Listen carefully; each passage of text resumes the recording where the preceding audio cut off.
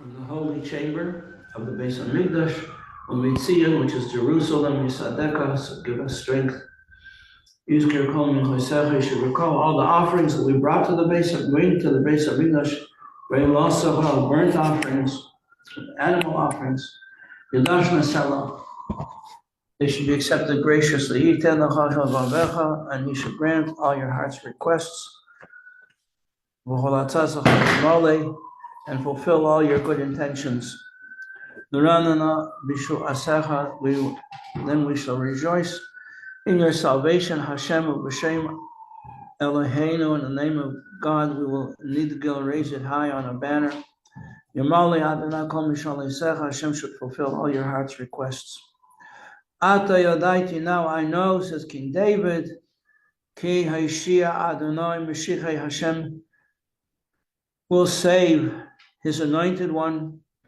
He does so. Ya'anehu Mishmei Kodshei, answering him from His holy heavens.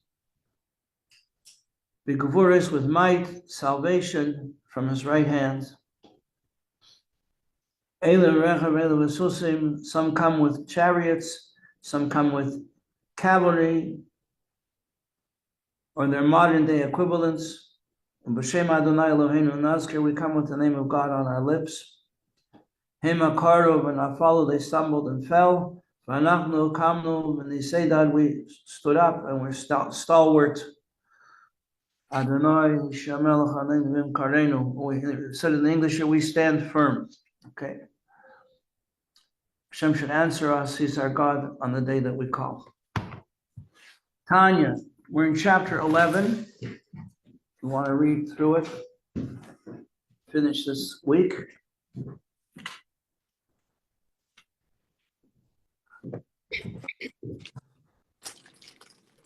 Case of cleaning started in the dorms, so that's why everybody's not here. Tired.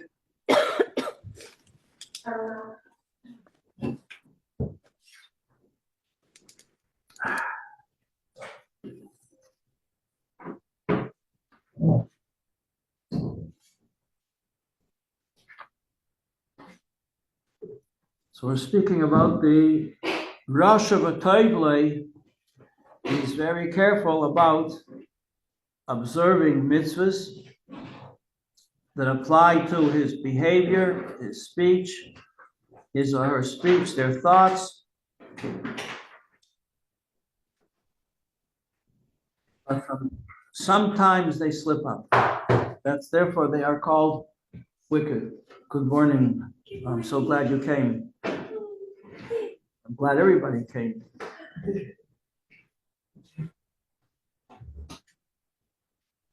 On page 167,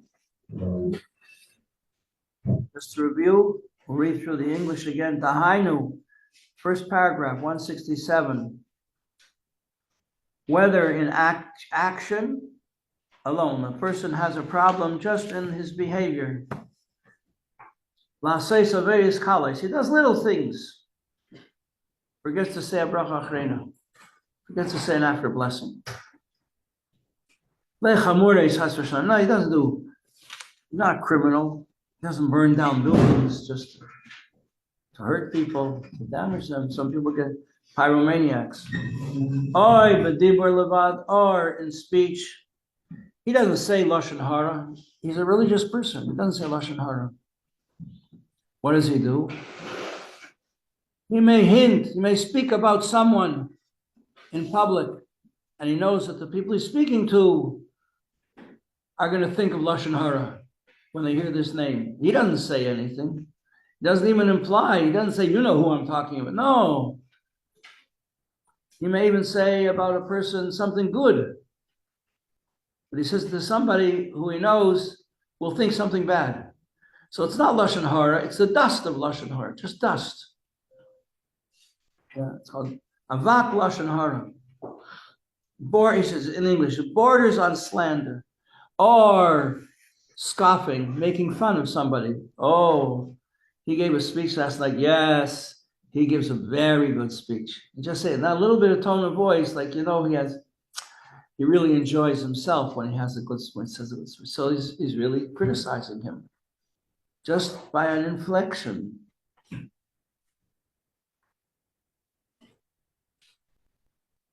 or even just in his thought.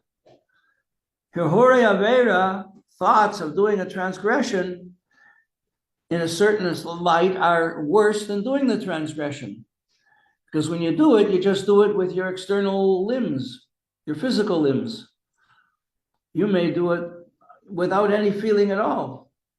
But when you're thinking about it, even though you're not physically doing it, you could be there 100% in the world of thought.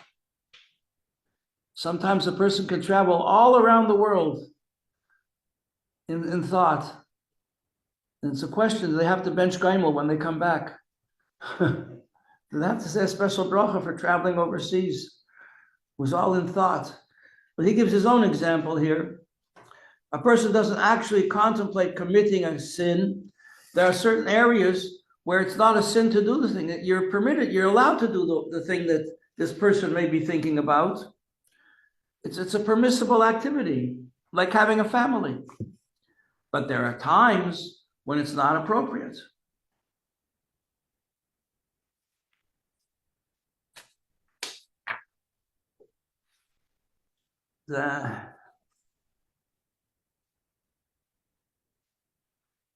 And if a person thinks about, let's say, intimate family relations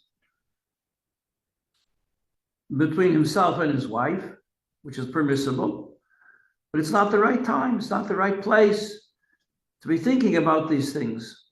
So that's called hirhorei avera, thinking of doing something improper.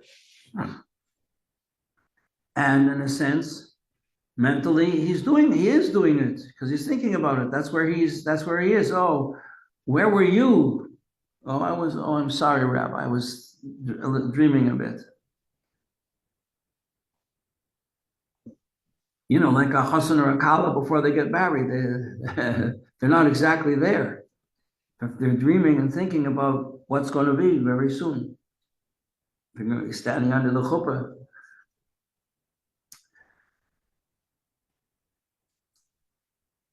Sha'ayver, what's the Aveira? Page 168. What's the transgression here? He transgresses a warning, which is from the Torah. What does it say in the Torah? It says, Nishmartem mikol davara. You should guard yourself against every evil thing. Well, that's really talking about idol worship. Stay very, very far away from anything that has to do with idol worship. Okay? And the Chachamim said this applies not just to idol worship, it applies even to fantasies. You may fantasize about a relationship with somebody that's not proper.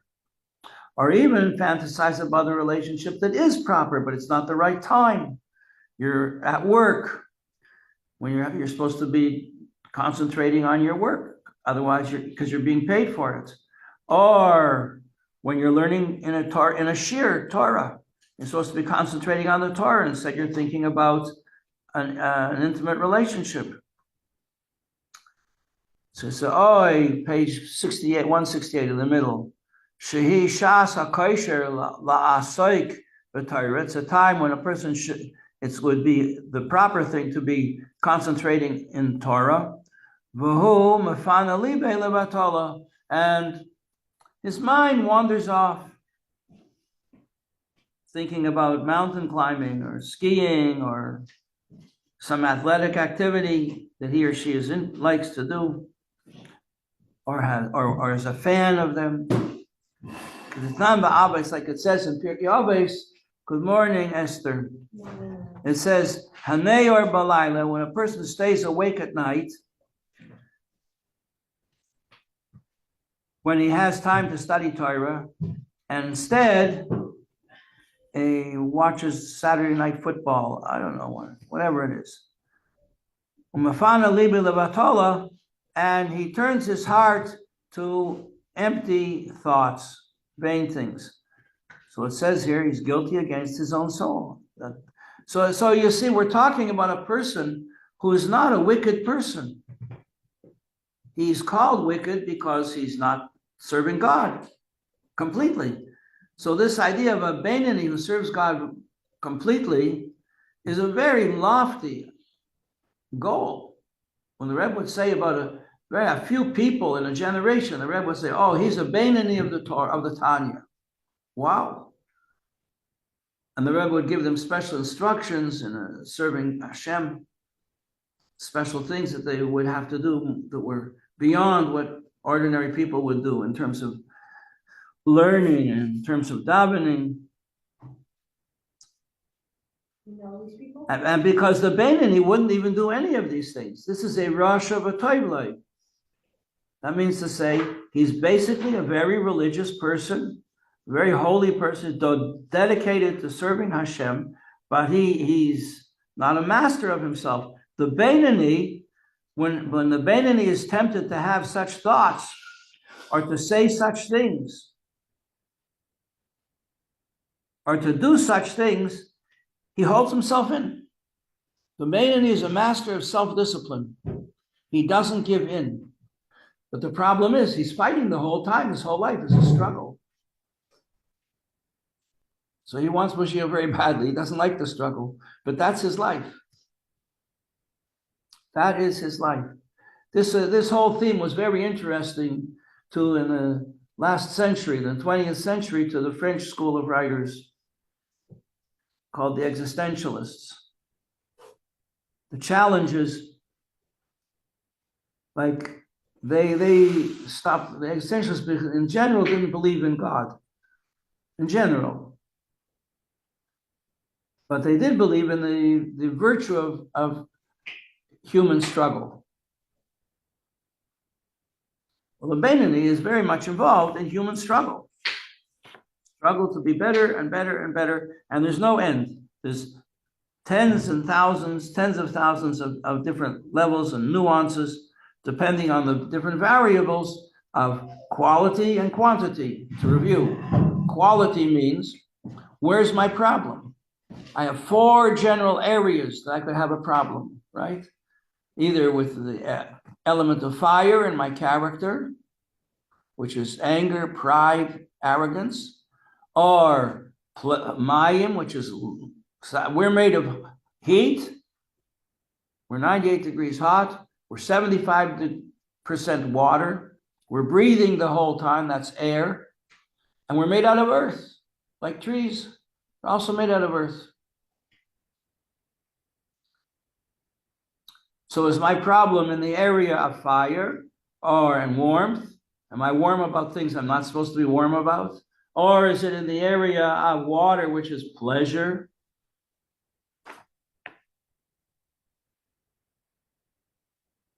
A beach in a cabana in Florida with watermelon and cantaloupe. A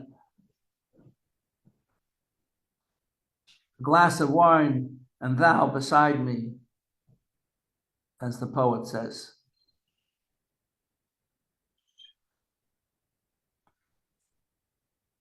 Pleasure, all kinds of, pleasure, a whole world in and for itself, from the indulgence and pleasures from the element of water in the animal soul. Klippas Noga hides God. God is hidden in our pursuit of pleasure. Getting and spending, we lay waste our hours in pursuit of that which is not ours. Air. Is my problem in air? Do I talk too much?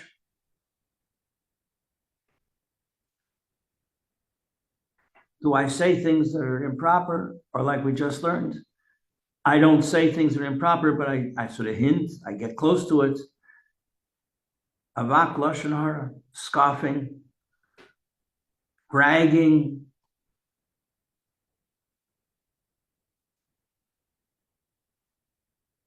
idle chatter. Are these my problems? Some people, they love to talk. They love to talk. They don't know when to stop. They love to hear themselves talk. When someone else speaks, they fall asleep. And earth, laziness, depression, sadness. What's my problem? What is your problem? That's the quality. Those are areas of quality. But then quantity is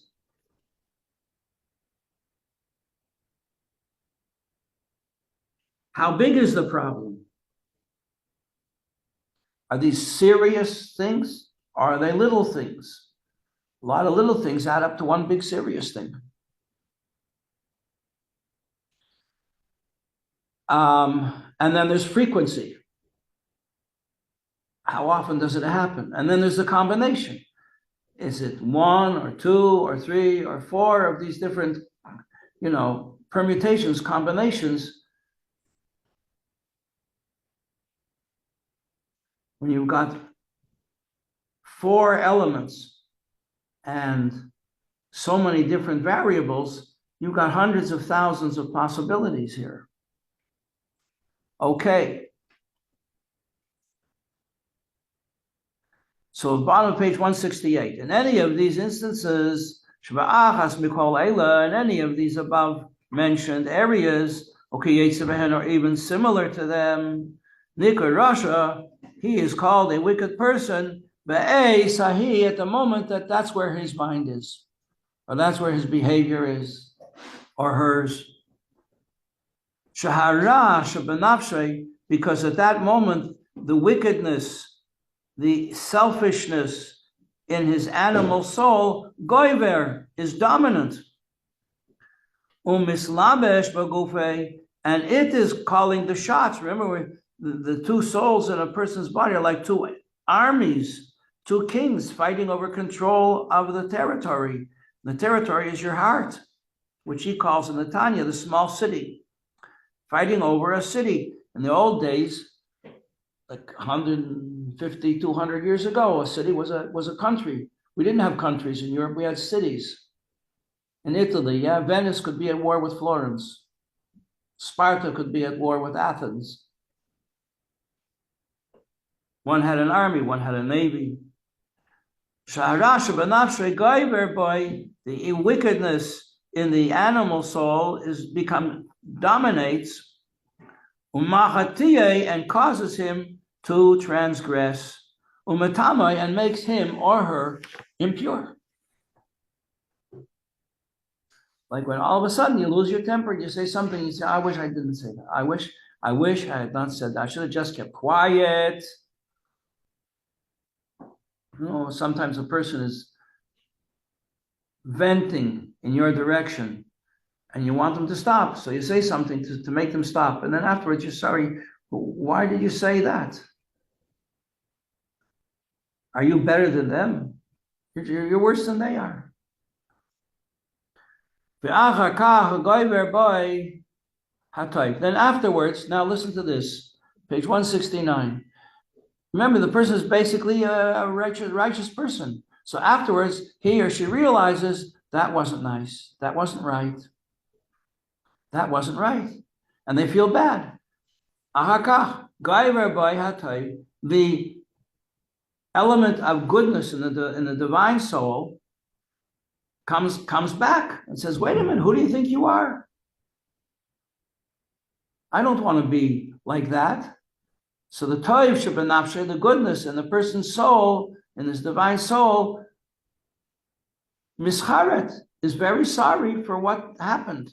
Oh gosh, here I've been working so hard to try and be a person like Hashem wants me to, like the Torah wants me to be, and I just behaved like a behemoth. What's the difference between me and an animal? An animal does what it feels like, and I also just did what I felt like. Can't control myself. And so a person right away asks Hashem, says, Hashem, I'm sorry. Hashem, I'm sorry. I don't want to do this. I'm sorry I did it. I don't want to do it again. Hashem yislach loy. Good news. Hashem will forgive you. Hashem forgives. Hashem is very forgiving. Hashem is infinite. He has infinite forgiveness without end. Hashem will forgive without end. Im shavet teshuvah ro'oya. If a person will do tshuva properly, how do I do tshuva properly? Al pi atzas hachamenu zichreim livrocha, our sages teach us how to do tshuva properly. Basically, we did learn this in chapter 6 and 7. We went over this. We've learned all this stuff before. Just the Alter Rebbe is putting it together for us. What does it mean to do tshuva properly? Number one, to recognize you did something wrong. Number two, to feel regret about it. Number three, to admit it verbally. Number four, to make a strong resolution not to do it again and to plan. If this situation arises again, I'm not going to make the same mistake. That's called tshuva. And then when the situation does arrive and you don't make the mistake, it's said about you, you did tshuva. The Gemara puts it very graphically. They say, if a person finds himself at the same inn, Motel 6, with the same woman, and doesn't do a transgression, then he said to do tshuva. That's how the Gemara puts it. They don't pull their punches, the sages. So if he does tshuva with appropriate tshuva, according to what our sages teach us, and this is what our sages teach us, as is explained at length in the third book of the Tanya, which is about doing tshuva, Zechrenim Livrocha, blessed memory, V'shleisha Cheluki Kapara, and there are different divisions here according to the transgression. If it's a transgression, I did something wrong, or I failed to do something right when I had the chance, like saying Kriya Shema on time. If I didn't say Kriya Shema on time, so I feel bad, and I do tshuva, and my tshuva is accepted, but I can never make up because the time is gone. The time is past. Now it's too late. When the Rebbe asked to make a donation, do a collection for a certain Inyan, and the Rebbe asked something very surprising, and then one person rushes to do it. Another person says, oh gosh, so I think it's a little too much for me anyways, and the Rebbe says, no, now it's too late. Now you had your chance, now it's too late. Once the Rebbe asked, who wants to be wealthy? Who wants to be wealthy? Rich. The Hasidim didn't respond. They thought, Hasidus teaches me that I don't need material gains. 2 or 3 people raised their hand. That's it. From a whole room full of Hasidim. Only 2. They said, he said, you missed such an opportunity. So much good could have been done. There was a bracha for wealth, and it was available, and we could have had it. We just had to ask. 3 people asked. They all became multimillionaires. Most of the Chassidim said, no, I'm a Chassid. I'm not interested in money. I'm interested in serving God. We have to be interested in doing what the Rebbe wants. The Rebbe said, who wants to be wealthy? He said, yeah, of course. Okay, so there are 3 kinds of activities that require tshuva, which are all dealt with in the third book of the Tanya, where it develops this idea taught by Rabbi Yishmael.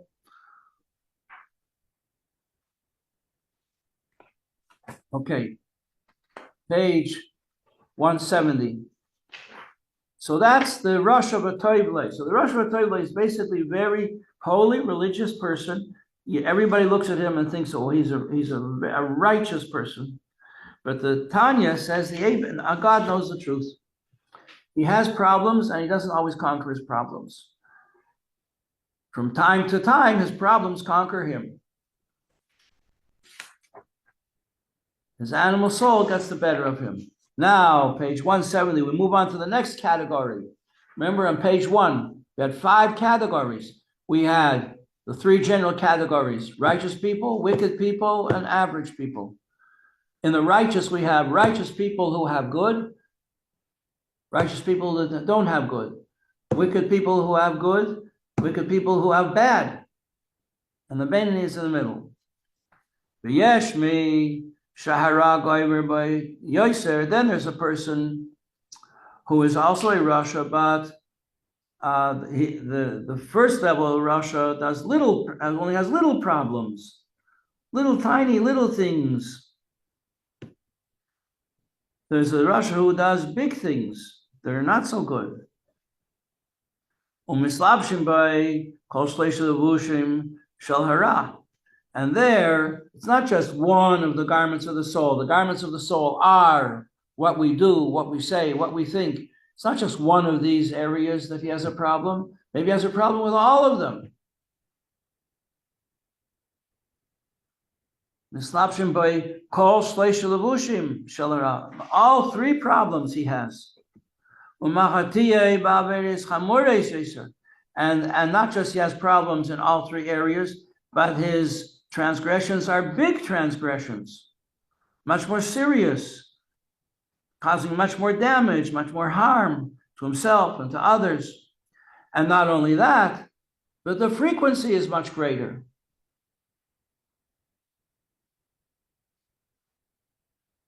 How many cigarettes do you smoke a day? A week, a month, a week, an hour?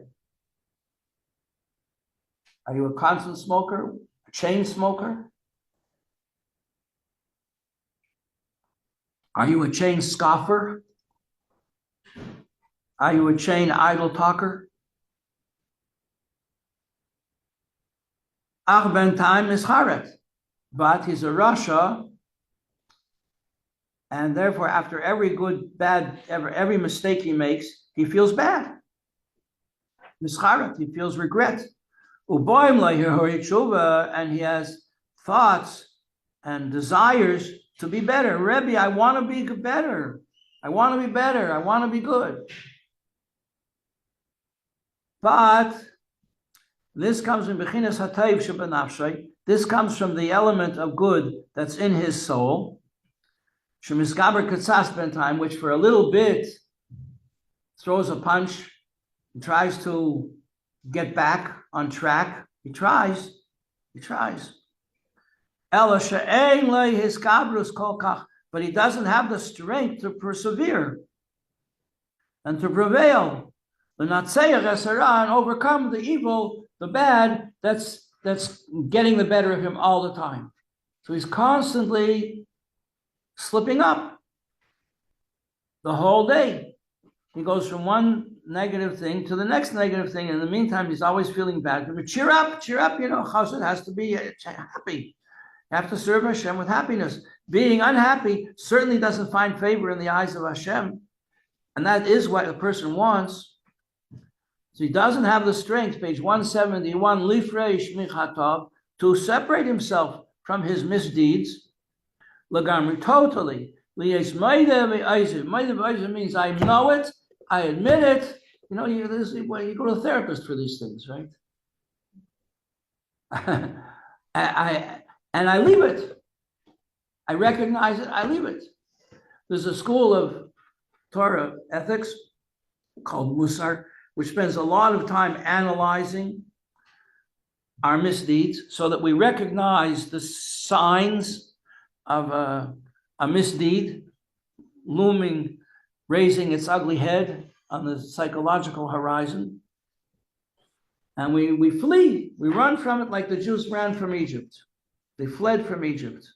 They didn't go out peacefully, easily. So when Moshiach comes, we're going to go out easily, calmly. But when we were in Egypt, we had to run from the evil of Egypt because we were full of it. The Jews in Egypt did idol worship just like the Egyptians. They had to run to get away from the influence of Egypt. So we also have to abandon the bad and stay and totally stay away from it. That's what it means. Moida, I admit it, and I leave it. I've had my last cigarette. I used to smoke, but I never gave it up. I'm telling you the truth. Sometimes I just pretend. I act, I act. But I'm not acting. I really did smoke. Not a lot, but I did. And I never gave it up. I thought if I take this attitude that I'm giving it up, I'll never last. I'll start again and then I'm finished.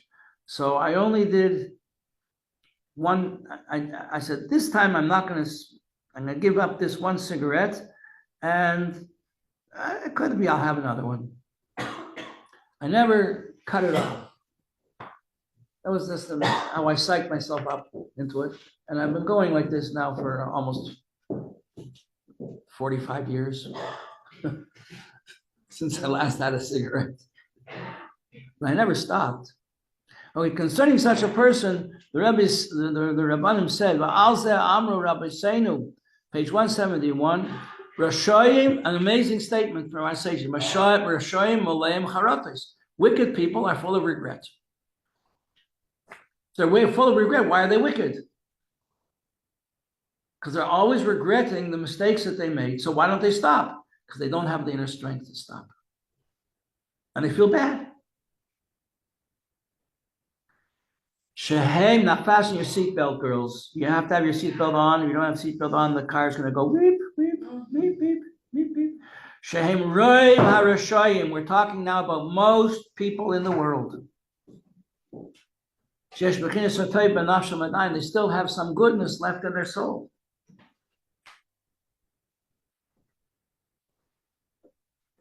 But not enough to totally separate themselves from it. And this requires a good friend and a good teacher. I saw in the Friediger Rebbe, he writes that a person has to have a good friend and a good teacher. The good friend has to advise him what to speak to his teacher about. And the teacher has to give him advice how to deal with the situation, with the problem. So he says a person must make for himself a teacher. That means you have to work at it.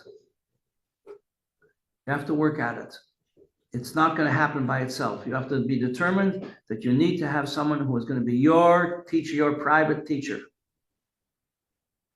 And it says, and you have to acquire for yourself a friend, and that means paid money. You have to be ready to pay money to support your friend. How do you keep a friend? Give them money. Respond to their financial needs. And there's trust between you, and then your friend can advise you what you should speak to your teacher about. But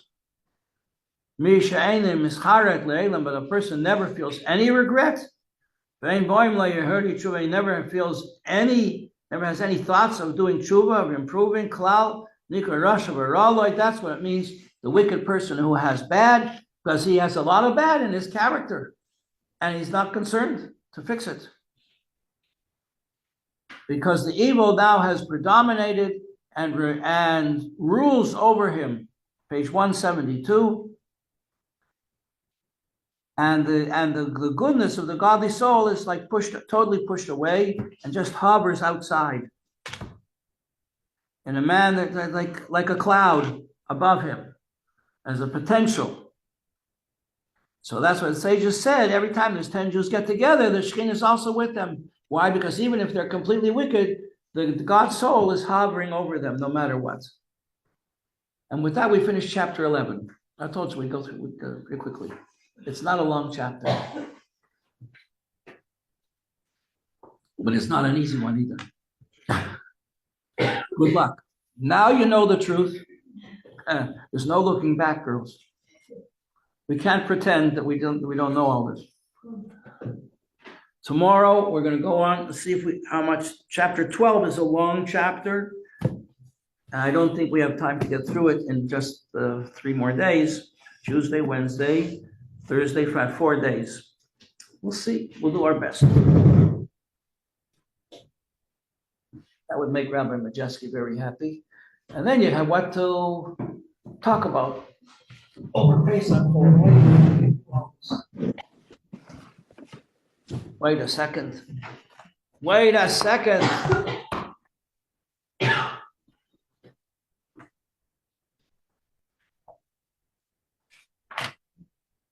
We have to always remember to thank Hashem. Baruch atah Adonai Eloheinu melech haolam bo'el nefashos rabos v'chasrinan al kol masha barasa v'ha'ayis b'hem nefesh kol chai baruch chei ha'elamim. Okay, say hi to everybody. Wave, everybody wave.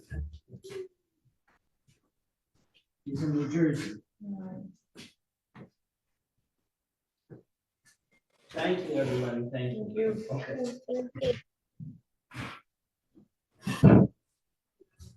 Are you all going to be here this week? Rest of the week? Yeah? Excellent. Kennedy, how long are you staying? To the end of the week. Bill? To the end of this week. Till the end of the week. Okay, well, you're welcome to come back. You have to. Okay. Good morning.